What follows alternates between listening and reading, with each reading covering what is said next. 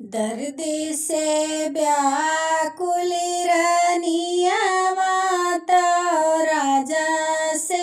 अरज कर पिया से अरज कर हो पिया जल्दी से सासू के बोला ओ दर्द बहुत होवये हो पिया जल्दी से सासू के बोला ओ लालन जन्म ले आई हो। सुना सुना हमारी ना धनिया तू हमारी ना रनिया हो रनिया मैया से लाज मोरे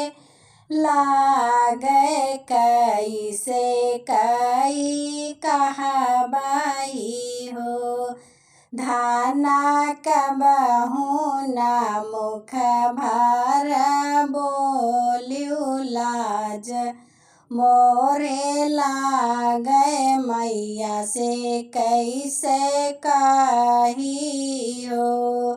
धाना कबहू ना मैया से ती बोलियो माई से ती कैसे कही हो। तुई मोरे राजा से राजा तू ही न मोरे पियावाई हो पिया भौजी के अपने बोला ओ लालन जन्म ले आई हो पिया भाभी के अपने बोला ओ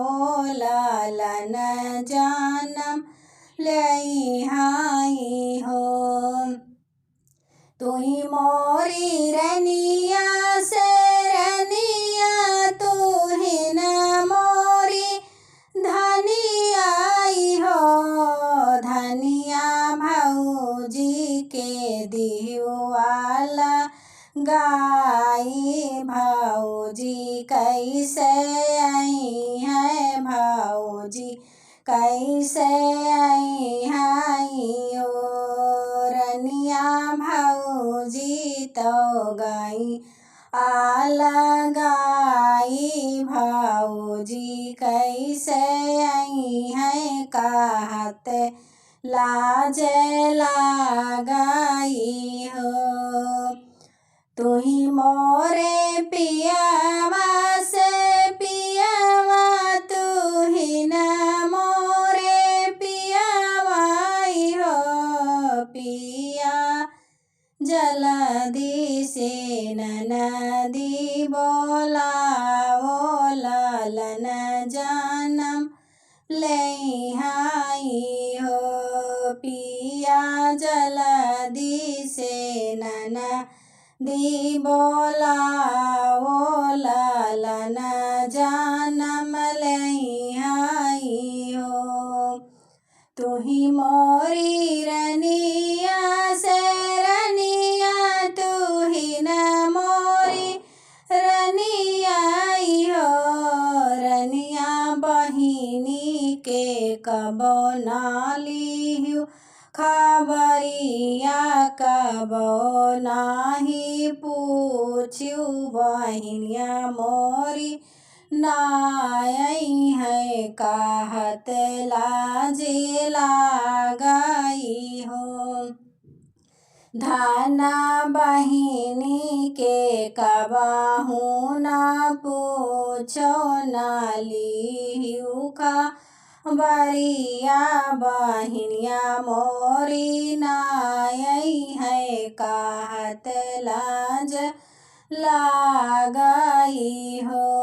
धाना